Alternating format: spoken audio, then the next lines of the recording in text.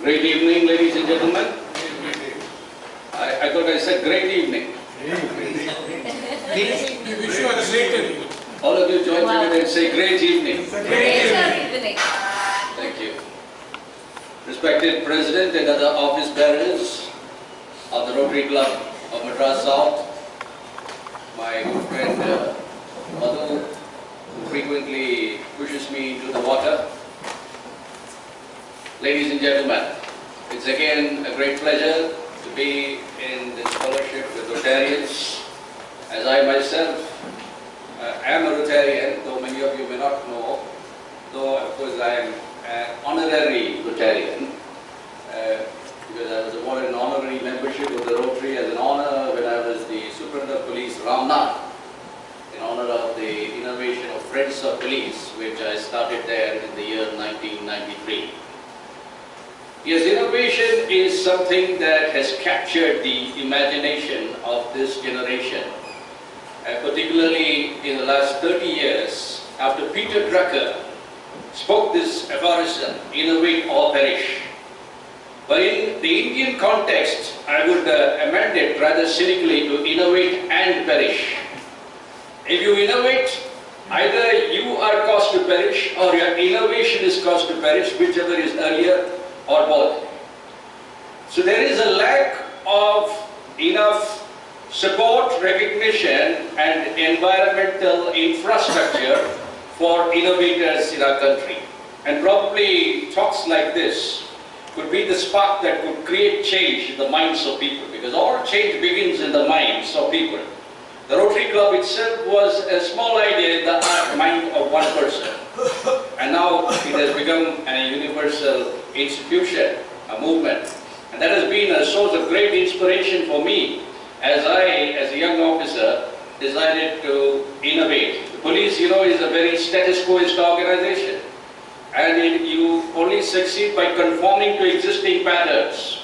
They say you turn the page and learn. You just copy what has been done before. But I was one of those who, right from my training days, decided to march out of step with the beat. And I said that, let me try to do what I can to make policing more humane. Now, the idea of innovation can be first explained with a joke about a man who was on a highway and he was motoring at around 40 kilometers, and he suddenly found a chicken running at the same speed.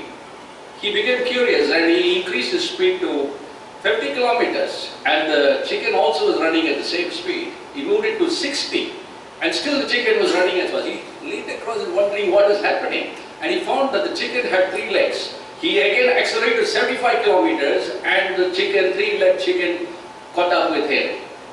And his curiosity got the better of him, and he decided to follow the chicken to see where it goes. And he went into a lane, and the chicken came up to a farm. And there he found that all the chicken were 3-legged. And the farmer, he asked the farmer, to whom does this farm belong? He said, I am the one who owns this farm. And he said that I have succeeded in breeding a 3-legged chicken, and it will make me a millionaire one day. And he asked him, but how does it taste? He said, I don't know, because we are yet to catch a single one. So innovation is all about whether it is useful for humanity. A thing may be new, a new way of doing things is what is called innovation. A new idea is called an innovation, while an invention is a new device. So in governance, in management, which involves processes, we talk more about innovation than invention, while in science and technology, it's about, devices, new technologies, breakthroughs. Next.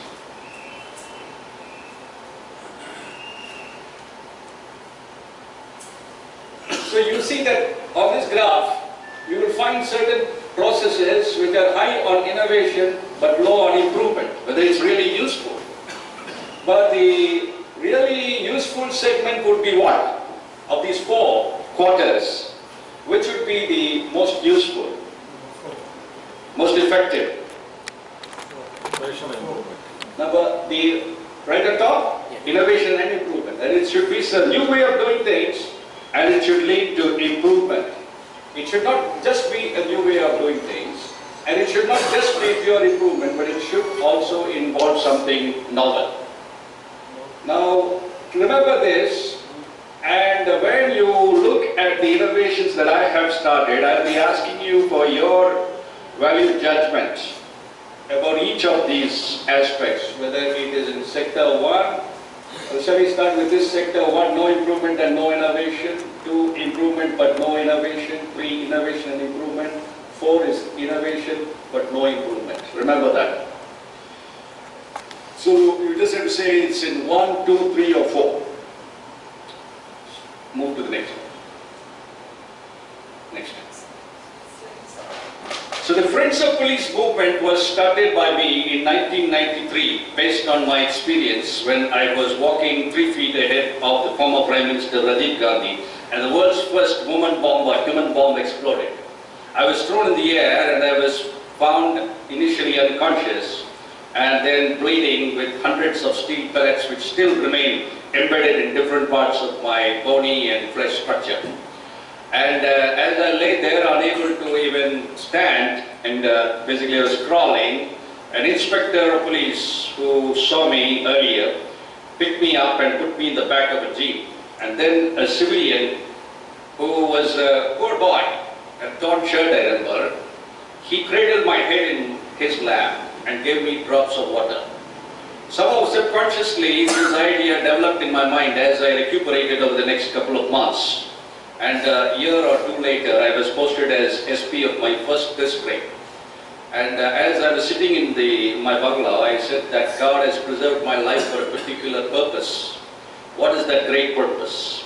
It should be to try to change the police, unchangeable as it is, and how to make it more humane, and how to build bridges between the people and the police. Because as a student, I viewed the police with a lot of apprehension, as many of the civilians do even today.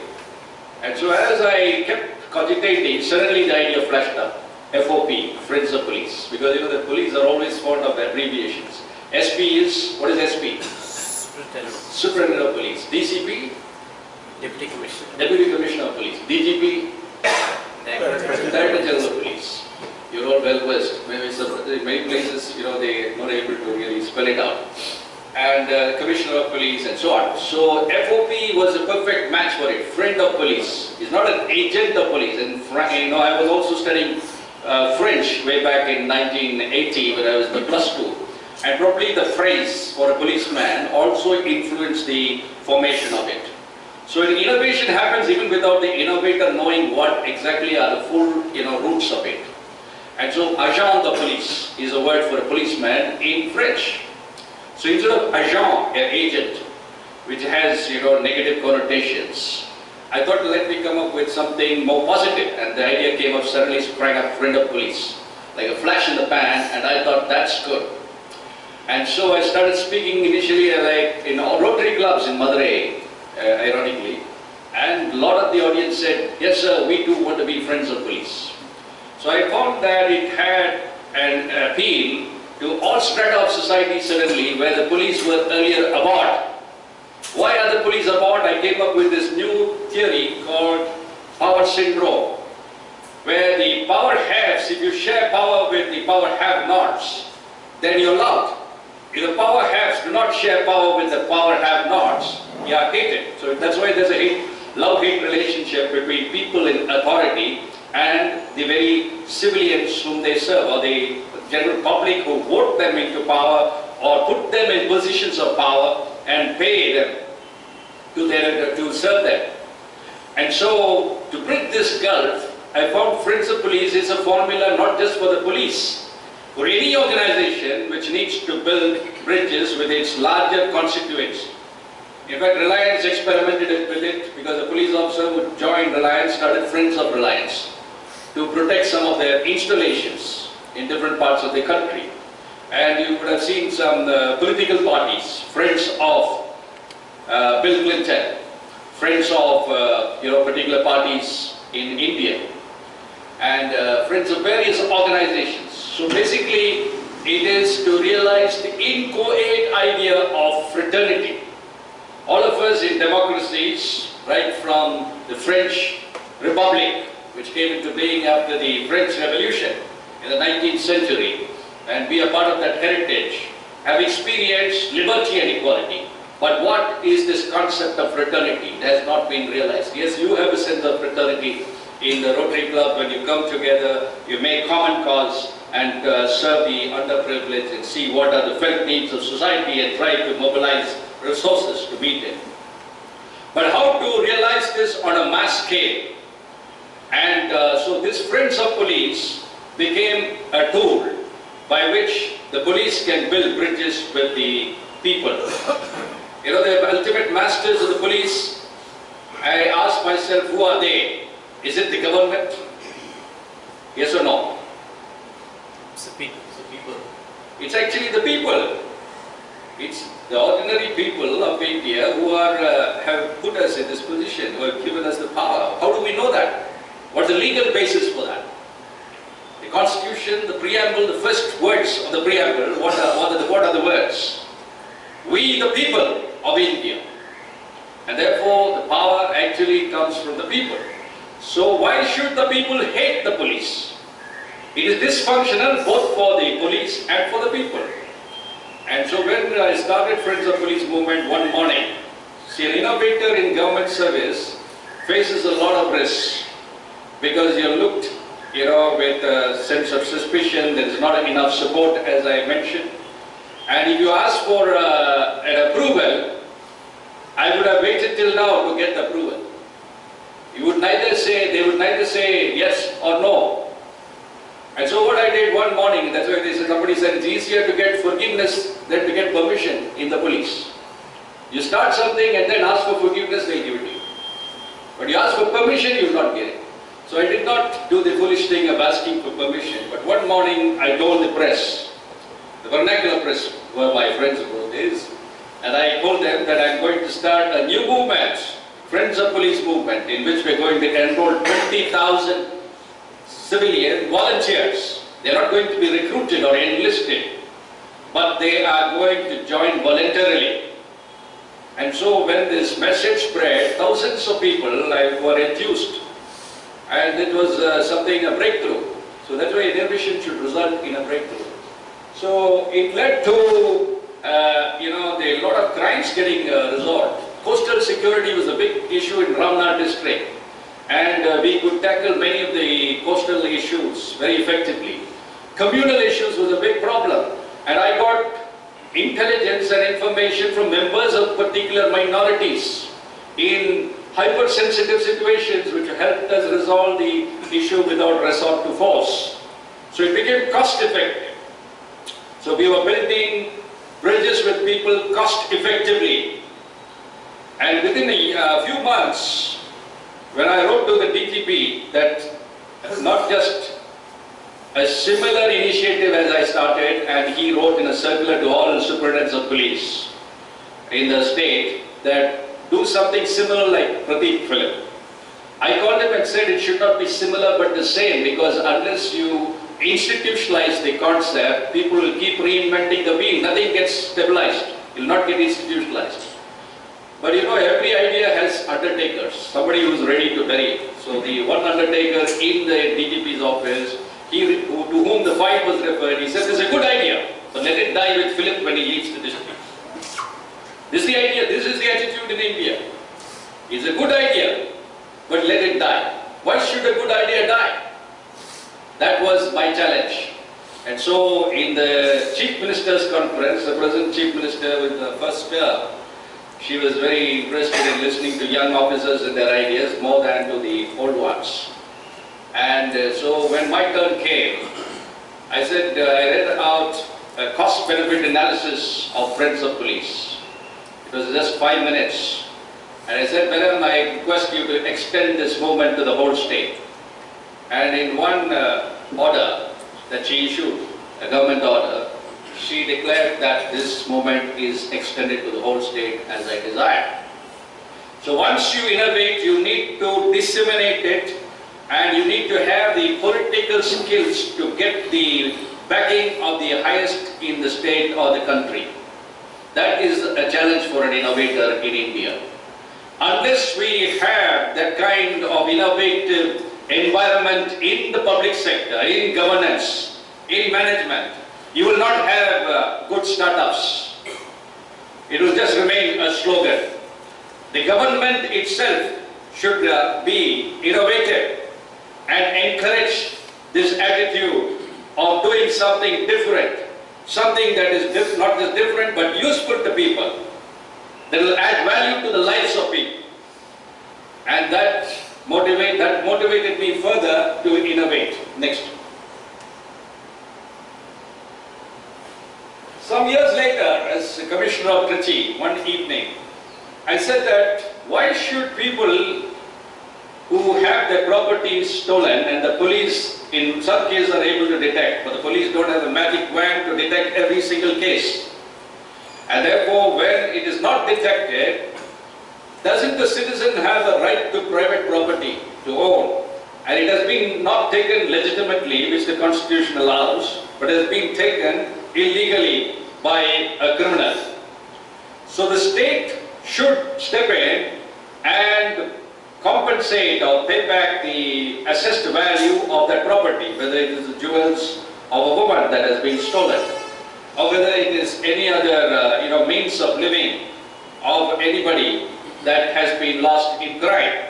So this is a new concept in the history of the globe actually, because there is no king, no state or government has ever said that they will step in and pay back the value of what a citizen loses in a crime. So I sent a note direct to the Chief Minister, because she had said when I won the Queen's Award that if you have any ideas of reform, you can send your note direct to me, which was a privilege which I used only once when I sent this note. But it was immediately shot down by senior people who said in a meeting that she convened, saying that it could lead to a lot of abuse. There could be a lot of false claims, but there were checks and balances built into the scheme. The concept is new, but in addition to that we had realistic checks and balances to prevent abuse or misuse. Anything can be misused. That's another issue that an innovator faces. They will say this can be misused. If you start friends of police, a lot of people who are criminals will become friends of police. There are checks. The checks are that they are vetted by the special branch to see if they have any criminal antecedents. Even if they are involved in a civil case, they cannot become a friend of police. They cannot be a member of any political party, so that they cannot use it, for an axe to grind. So like that, state assurance also had this inbuilt safeguards. It has been published in Insurance Chronicles also. And it is, zero revenue loss to the exchequer. If the whole state provides assurance, you can leave your house with a complete sense of security, not wondering whether my house in Annanagar will be burgled tonight. Our neighbor's house got burgled, whether my house, even if it's burgled, you have the assurance that the state which has assured your security will pay. And it cost the state, at that time when we first wrote the paper, it was only 50 crores. Today, with inflation, it may be about 300 crores, which is not a very big thing, because even if you have a small scheme for buying bicycles for students, it will run into hundreds of crores.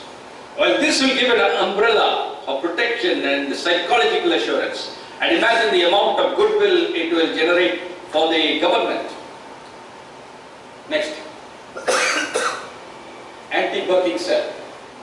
This is, the police is often becoming unpopular because the citizen finds it a big struggle to get even their complaint registered.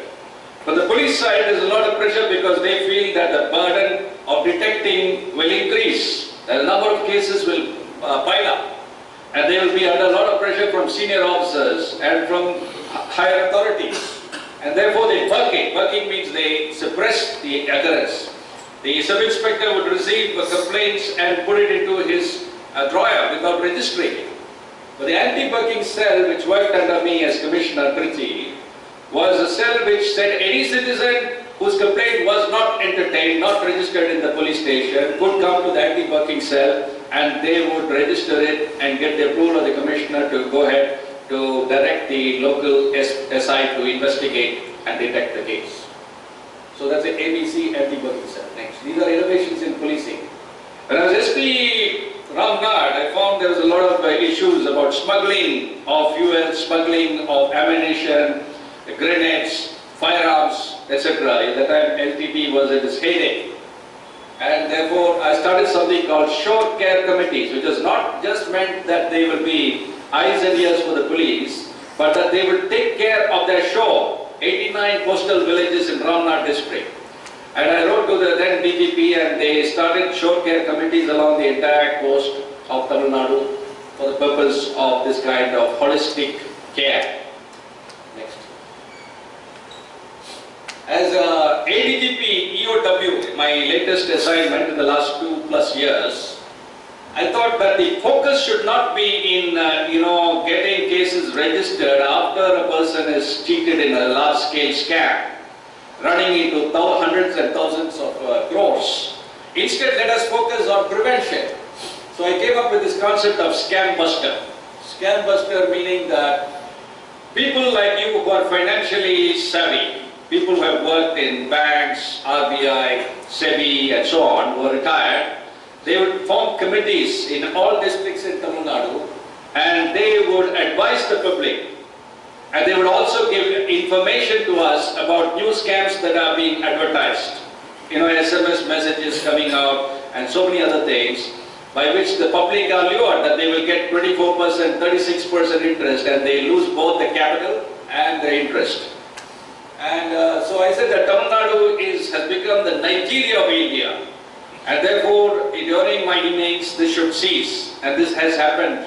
For your information, the last 2 years, the total economic offences reported has dramatically reduced by 50%, and there are hardly any mega cases in the last 2 years. And so the roots of it itself have been withdrawn. Next. Then with the help of the Madras IIT, we started an advisory service of interactive voice response system, where if a person invests X amount in X company, he registers it through a phone call, toll-free number, and he will get advice through a SMS within a day that company is either whether it has been involved in an economic offence previously, whether it has the RBI authorization to collect deposits, and whether it's a real genuine NBFC, they will get to know. By this method, we also get intelligence about the new types, modus operandi of new schemes and scams in the state. So this is another innovation that we started to prevent economic offences. Next. Then for the first time we started an intelligence cell. Instead of waiting for the offence to happen, we sent out trained personnel into the streets of the state, of all the towns and cities and villages, and come back with market intelligence. This has scared off many fraudsters from the state. So till now we had a mutation of the type of offence. We had 25 years ago you heard of pig farms. Then recently you heard of emu farms, land scams and so on. So hereafter we expect that these new types of offences will not generate in this state. Next. And then apart from that, concepts like gap analysis.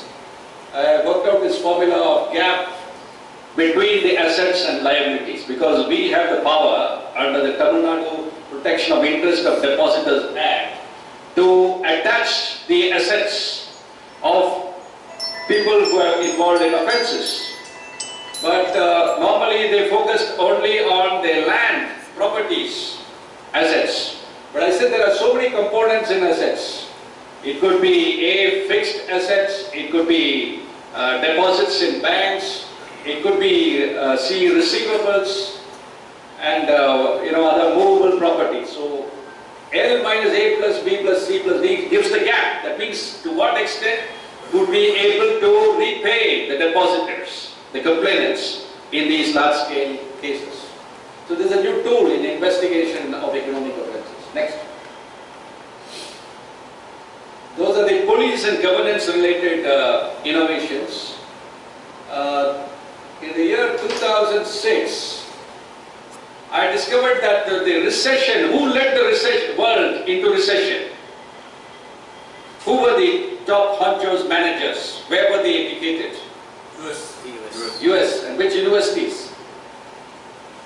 Both Howard and Stanford. Howard, Stanford, all the so-called Ivy League. And what did they mostly learn? Which discipline? Management mostly. Management, economics and so on. So we find that management had not given them the tools to prevent such crisis.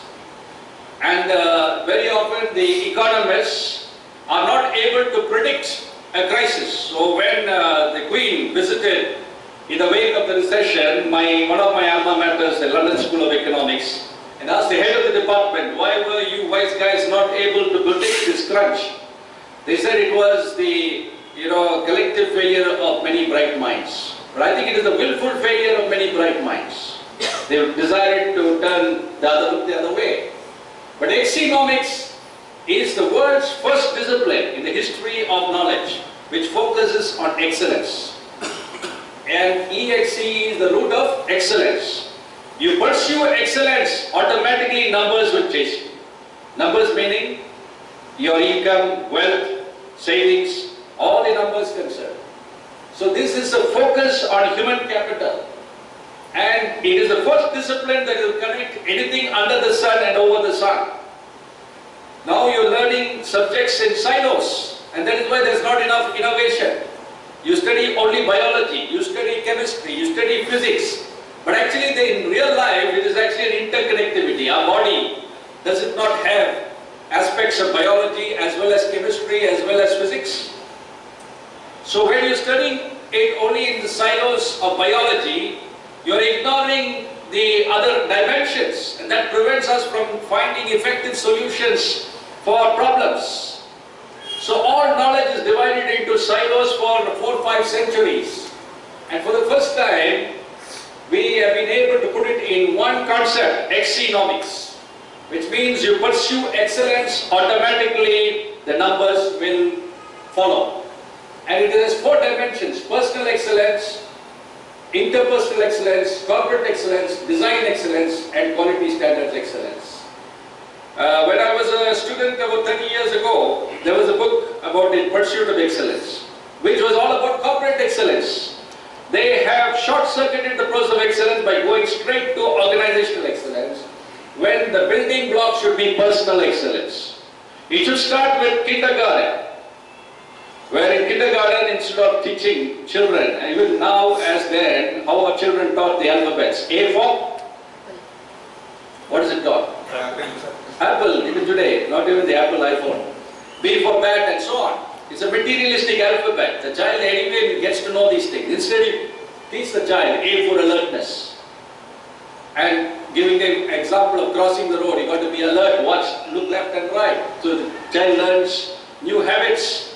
The seed is sown at that very tender age, and imagine the kind of cognitive growth over the entire period of education for 10 to 15 years. A huge window, and the potential is lost.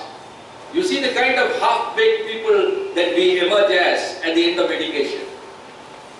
The top people in the world from the best universities are got in all kinds of issues. Personal issues, moral issues, relational issues, family issues, scams. Why? The education is half-baked. Instead, you have a focus on only one thing, excellence, which means continual improvement. And imagine every child will become a great person. Every one of us has this seed of greatness in us. And economics will inspire a whole nation. Imagine if India, the whole country, actually the government buys this concept. Imagine the kind of capital, human capital it will generate in the next 10, 20 years. So instead of aiming for becoming a superpower with military and industrial prowess, our people should grow to their full potential. So this is a huge idea, and it needs to be institutionalized. It's not yet institutionalized. It has been tested in certain institutions, etc., and has yielded good results. It will help to reinvent education, management, economics, with a focus on human capital, which is the most vital factor. Next. equilibrium thinking. The entire thought process has been boiled down to just two tools: be at it, beat it. In the year 1981, when I was yet a student, I said, how do I discover my inner greatness? If my mind can be put on a 24/7 process, where it works round the clock, even when I'm sleeping, how powerful would the mind get? Now I need to find a tool to do that. Year 1981, I discovered be at it, which means be positive continuously or excel continuously. But that is nothing new. It took me 11 years of thinking on these three monosyllables to discover beat it. When I was SP Raunad again in 1994, what does beat it mean? Beat net positive. So this is cognitive dissonance, which results in creativity. It results in innovation. Actually, this is the secret of innovation, a thought process. In a company, when I taught this for just 1 hour and gave them a CD on equilibrium thinking, or EQ thinking for short, I got a letter 3 months later from the vice president of Garvey. You know, they said there was, before this, they had so many interventions by management personnel and other people. But there was no change in the performance. But after this just 1 hour session, he said that total sales moved from 4 crores to 32 crores. What is the percentile improvement? 800%. 4 into 8, 32, so 800%. And he said this has not happened before. There was a quantum leap. And I couldn't understand why it happened. But Daniel Goleman says that if you find a way to improve emotional quotient, automatically profitability will improve, because profitability improves along with productivity. Productivity will improve when EQ improves. But EQ thinking is not the emotional quotient, it is a sum of many quotients, including emotional quotient, spiritual quotient, persistence quotient, imagination quotient. Multiple quotients which Howard Gardner of Harvard University wrote about, but has not found a single tool to improve multiple intelligences in the last 30 years. He said, by the end of my life, I'll be happy if someone discovers a method to improve multiple intelligences. This is that method, which will improve multiple intelligences. For the child to the very old, it is never too late to reinvent oneself, to grow emotionally, spiritually, holistically. Today, I am much healthier and younger than I was 25 years ago. Yesterday, the RPO said, sir, you look like a very young officer, you look a lot more than 32. Then I told him my schedule and the kind of things I do right through the day. And he said, yeah, this must be the secret. But what led me to it is EQ thinking, a thought process. And this thought process has a transforming power. It will reduce crime. Why? Some of you may say, what does a police officer have to do with the thought process? Long ago, I knew that, just like the UN Charter says, wars begin in the minds of men, crimes begin in the minds of men. The decision to, defraud, it begins in the mind of an individual. If that individual is, enabled to realize that that will lead to burnout, that will lead to self-destruction, that he is pressing his own button of self-destruction, and he develops this kind of thought process, be positive, be negative. It's like a sponge for the mind.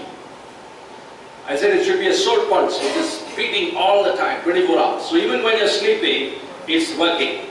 And therefore your stress levels fall, your productivity increases.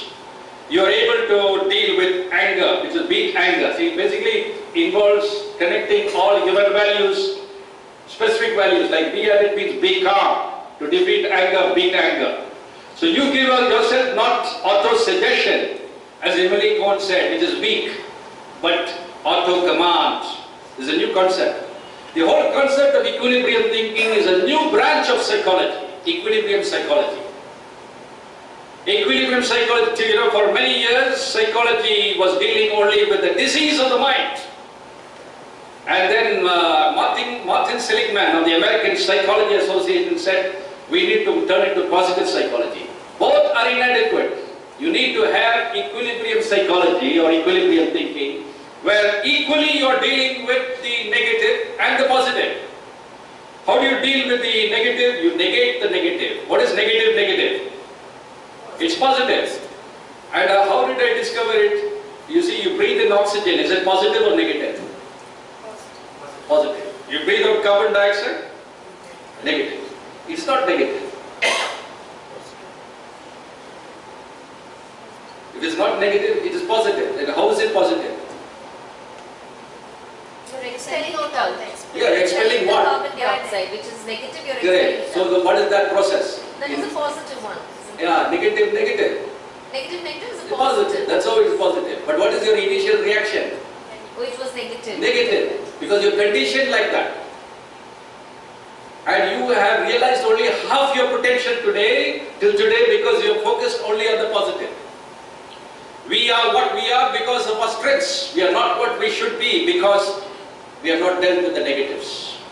We are not known our negatives. So our weakness itself is a source of strength.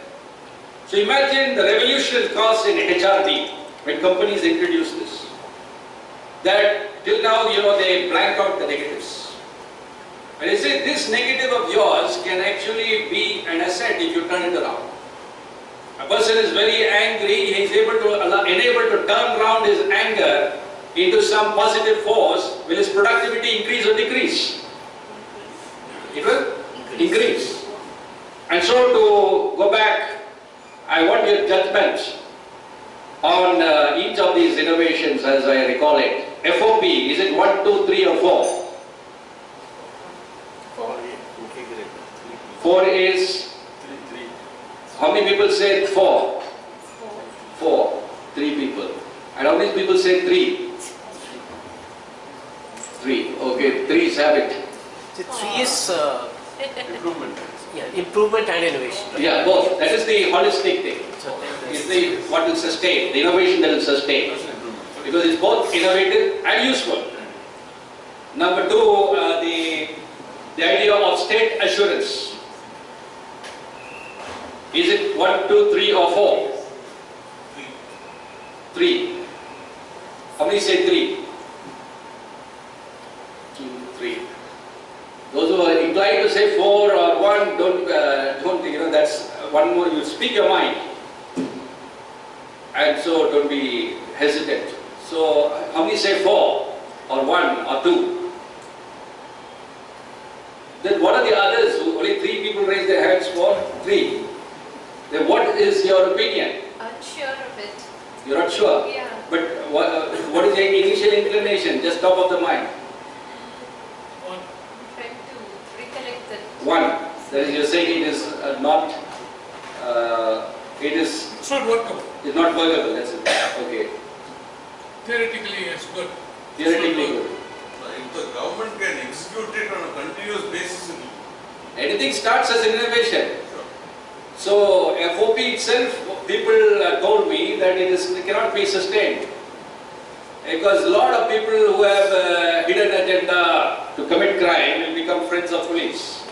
But how it has been sustained despite massive opposition. There is a lot of difference between FOP and this. So if you go into the discussion, our 20 minutes time will be over. Yeah, I know. In fact, my time, that's a hint, I think my time is over. Is my time over? Your time is not over. My time it's over. And the next one, what are the other things, do you remember? Scam buster. Scam buster, what is your judgment on that? That is 4. 4. Yes. 4, that is, Improvement and it's innovation. If you could do that. innovation but no improvement. 4 is innovation but no improvement. Innovation and improvement. That is 3. Innovation and improvement is number 3. 1, 2, 3, 4. Innovation but no improvement. Yeah. No, I started 1, 2, 3, 4. But the number says 1, 2, 3, 4. You want to start this way? 1, 2, 3, 4. Yeah. Okay. We calculated that way. It's written. Well, anyway, whichever way it is, 3 is 3. 3 is the ideal. But if it is innovation, I don't catch it. It's If it is innovation? innovation, I don't get it. Okay. So if it is 1, 2, my common sense tells me it's 1, 2, 3, 4. Okay. 4 is innovation and improvement. So Okay. you are a police boss. If you say yes, I agree. No. I want your opinion, not my opinion. If I wanted my opinion, I would not be asking you. This forget the number. It is innovation and improvement. Okay. When you spoke, you said 3 innovation improvement. Okay, anyway, just look at it and tell me how you are judging. No, as per what you have mentioned, Chart it's is 4. 4. It's 4. Okay, yeah, you start like this. The Correct. chart is 4. Next, what is the other one? Economics, Economics 4. 4. Innovation and improvement. We make it very clear. 4, okay. And what is the other aspect? BIT. Equilibrium thinking or EQ thinking. That is 3. Innovation but no improvement. Innovation but no improvement. Anybody else has any opinion about that? Second, continuous and improvement methodology. Continuous improvement methodology, but it's not an innovation. Okay. Because the Rotary talks about converting your negative energy into positive energy. So which is supposed to be thousands of years old. I don't think it is an innovation. No, Because see, we are all taught yeah. to consider as negative energy to be converted into positive energy. Like anger, for example, or fear, for example. Fear can be a very forceful weapon at times. So that is not an innovation. That is an improvement. Yes, I would agree. Okay, So that's true. you know what? Why it is an innovation? The first time that paradoxical principles are put together, converting negative into positive is an idea, but reinforcing positive at the same time while negating negative. Just like the breathing is continuous, alternating breathing, you can sustain it only if there is an alternation of a positive process and a negative process. I agree with you. Sustenance is Sustain. So if it is purely talking about converting negative into positive, that's just one principle, standalone principle. Here we are talking about at the same time, you are thinking thoughts that are positive and thinking thoughts of turning negative into positive through a negative process. So maybe we Just can like call it respiration. Re-innovation, for instance. Renovation, whatever you call it. So basic point is that it's the first time in the history of thought that two opposites, which are not actually opposite, just like I told you about breathing in oxygen and breathing out carbon dioxide, has been brought together in the same package. And we did is like a key to the human mind. Simple, but it covers the entire range of thought, both the entire positive school as well as the entire negative school. And therefore, it's like cycling. Your pedal is always up, the cycle will not move forward. To be a cyclical process, there has to be an alternation of both the positive and the negative. Any other thing I left out among these innovations? The IVRS, Interactive Voice Response, which of course involves a bit of technology. Security for, giving back the people what they've lost, the property or whatever. That's state assurance. Yes. That we've already voted on that. IVRS is the Interactive Voice Response System where you get an SMS advice. What is your view on that? I get it from Whirlpool also. If I make a complaint about my water purifier, I get an SMS confirmation, it's good. So what is the innovation about it? The innovation is the first time in economic offences, we are making it available to the public. If you're looking at it in economic only for the offenses, economic. yes, I agree. That's only for the As economic. a concept, it is not new. No, as a technology, it's not new. In fact, it is borrowed from whatever Exactly. private sector. That is true. I think it's a good thinking, but I don't think it is really filtered down to the public. It is. Because if you take a call on how many of us know of it, I think it will be very difficult. Yeah, the thing is, all the negative things in India get branded very fast. If somebody is throwing ink at Kejriwal, all of us will know about it. Yeah. But I start something called Goodness Billionaire Movement program concept in Trichy, where I award a constable as well as a member of public for doing something beyond the call of duty. I hold a contest. It is not known, even though it is published in Hindu. One person, two people, three people here and there will read it. So all this blitzkrieg of media is focused on the negative. That's why there is equilibrium thinking will reset the balance. Our entire mindset, not just the media, is focused on the negative. You take the newspaper and you take the number of positive items you're reading every day. It will be hardly in single digits. And 99% will be negative news. So you start the day with a positive conditioning or a negative conditioning? Negative conditioning. And you will think you are positive, a very positive person. You're a Rotarian. But secretly these things are getting nurtured. You don't have a process within you to deal with all that negativity.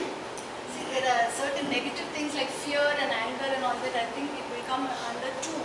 Improvement with no innovation, because you're taught to look inward and do meditation and things like that, which will help you to overcome fear, overcome anger, and be in a calm state. Whatever the external influences are, nothing disturbs your tranquility. So that's what we try and do. So that is improving yourself.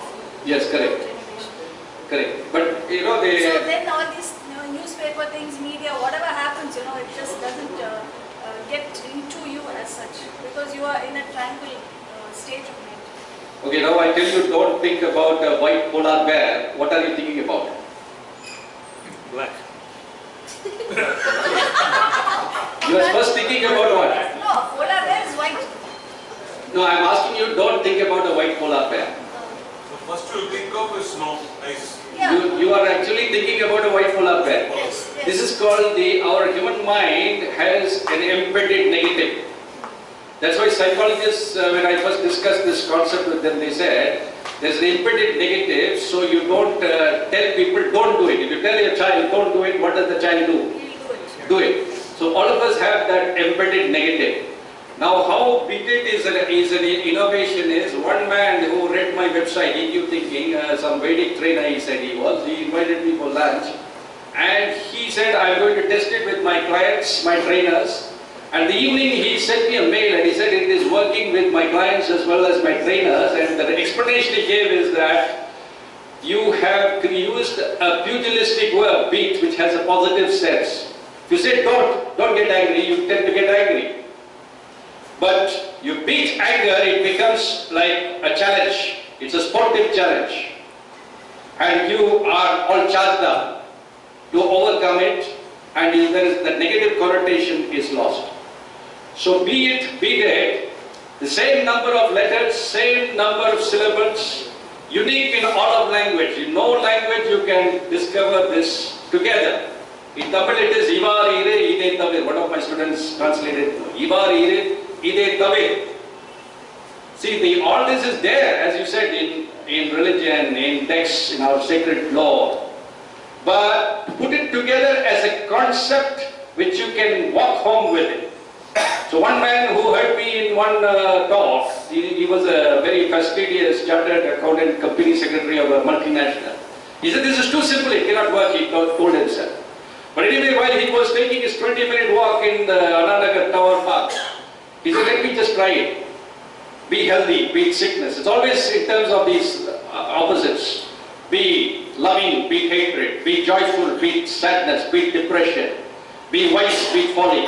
He practiced it for 20 minutes. After a few weeks, he wanted me to do a workshop for his all top management.